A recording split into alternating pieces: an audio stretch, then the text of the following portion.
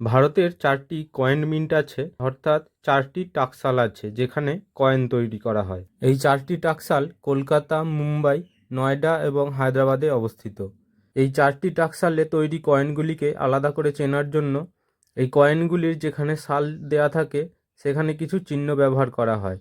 যেমন মুম্বাইয়ে তৈরি কয়েনগুলিতে একটি করে হীরের চিহ্ন দেয়া থাকে এবং নয়ডায় তৈরি কয়েনগুলিতে একটি করে ডট দেয়া থাকে।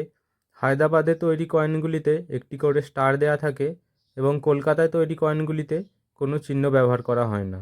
এই মিন্টগুলিকে পরিচালনা করার জন্য ভারত সরকারের একটি সংস্থা কাজ করে, সেটি হলো SPMCIL, অর্থাৎ security printing and minting corporation of India limited.